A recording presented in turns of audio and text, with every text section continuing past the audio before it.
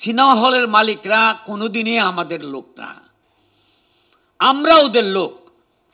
এটা ওরা বুঝতে পেরেই আমাদেরকে ওই শব্দটা পাত্তা দেয় না। এবং খুব দুঃখের সঙ্গে বলছি যে ইকবাল সাহেব একটি ছবি রিলিজ করেছে, ইকবাল সাহেব বলেছে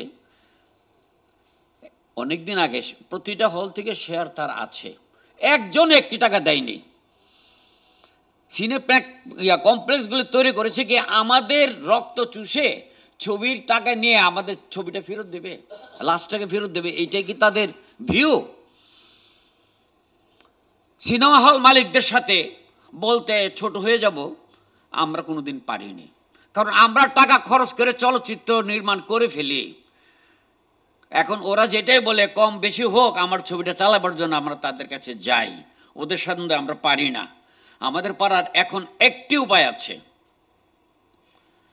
সেটি হলো আমাদের প্রধানমন্ত্রীর কাছে যাব না, আমরা যাব বঙ্গবন্ধু কন্যার কাছে। চলেন আমরা সবাই একটা নোট করি কি কি আমাদের সুবিধা কি কি অসুবিধা, সবগুলি বসে 18 সংগঠনের নেতারা বসে আপনারা একটা সিলেক্ট করেন যে এই কথাগুলোকে আমাদের প্রধানমন্ত্রীকে বলবো আমাদের চলচ্চিত্রের জন্য, সিনেমা হলের জন্য, কমপ্লেক্সগুলোর জন্য।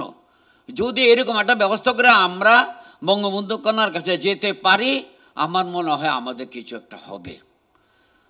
আর নয়তো আমাদের কিছু হবে বলে আমি বিশ্বাস করি না। এরকম আপনারা আজকে এখানে 2-1 আছে সিনিয়র, বাচ্চু ভাই, দেবুদা, আর বোধহয় কোনো সিনিয়র আমাদের মতো নাই। আমরা অনেক কিছু দেখেছি, শেষ পর্যন্ত আমরা পারিনি, কারণ আমরা টাকা দিয়ে বানিয়ে ফেলেছি ছবিটা, ওই হলে চালাতেই হবে, ওরা জানে।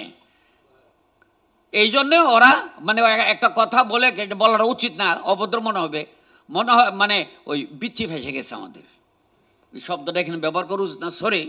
মানে এই ভাষাটাই ওরা মনে করে যে যাবে কোথায়, ওই যে গাড়ি তো হুট করছে, গাড়ি যাই কই, আর আরা তো টিওস গাড়ি যাবো খন্ডে। এখন সিনেমা হলের মালিকদের কাছে টিকিট, এগুলির জন্য একটা সুরাহা করতে হবে। চলেন আমরা বঙ্গবন্ধু কন্যার কাছে যাই, এছাড়া বেশি বিশেষ বলা ঠিক না। এখানে আমাদের একজন সুনামধন্য লোক আছে, আমাদের রাষ্ট্রপতির সন্তান,